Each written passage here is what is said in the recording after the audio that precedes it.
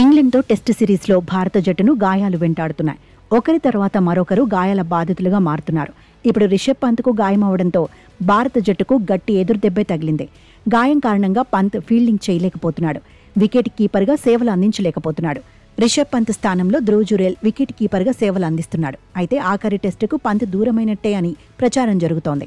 BCCI ఇంకా అధికారికంగా ప్రకటించకపోయినా ఆఖరి టెస్టులో రిషబ్ పంత్ ఆడే అవకాశాలు లేవని చర్చ జరుగుతోంది.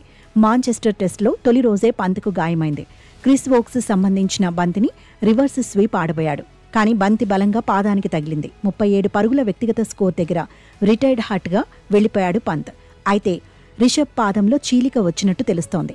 యువ ప్లేయర్ కోలుకోవడానికి సమయం పడుతుందని ప్రచారం జరుగుతోంది. కనీసం 6 వారాల విశ్రాంతి అవసరమని కథనాలొస్తున్నాయి. గాయమైనప్పటికీ నొప్పిని భరిస్తూ రెండో రోజు ఆటలో పంత్ బరిలో దిగాడు. పదునైన ఇంగ్లాండ్ బౌలింగ్ను ధైర్యంగా ఎదుర్కొన్నాడు. క్రీజ్లో గాయం కారణంగా ఇబ్బంది పడ్డాడు. అయితే పాదానికి రక్షణగా మూన్ బూట్ను పంత్ ధరించాడు.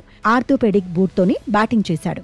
కాకపోతే హాఫ్ సెంచరీ తర్వాత ఆర్చర్ బౌలింగ్లో పెవిలియన్ చేరాడు. గాయాన్ని లెక్క చేయకుండా పంత్ ఆడిన తీరుపై ప్రశంసల వర్షమే కురుస్తోంది. గట్స్ ఉన్న ఆటగాడంటూ మాజీలు ప్రశంసలు కుప్పిస్తున్నారు. భారత జట్టు కోసం గాయాన్ని కూడా పట్టించుకోలేదని సోషల్ మీడియాలో ఫ్యాన్స్ పోస్టులు పెడుతున్నారు. ఇంగ్లాండ్తో 3వ టెస్టులో కూడా పంత్ గాయపడ్డాడు. కేవలం బ్యాటింగ్కే పరిమితమయ్యాడు. భారత జట్టు కోసం తన వంతుగా సేవలందించాడు. 4వ టెస్టులో గాయంతోనే బ్యాటింగ్ చేసిన పంత్ ఒక అరుదైన రికార్డును అందుకున్నాడు.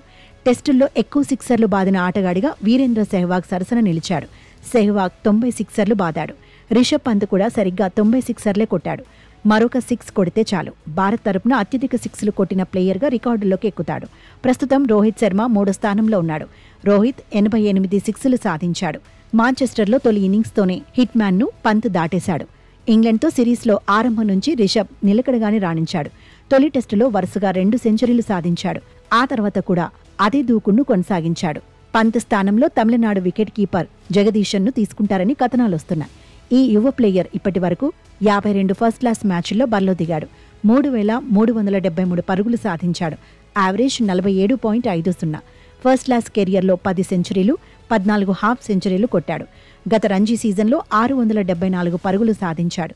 అయితే జగదీశన్ స్టాండ్ బైగానే ఉంటాడని ఎక్స్పర్ట్స్ చెబుతున్నారు.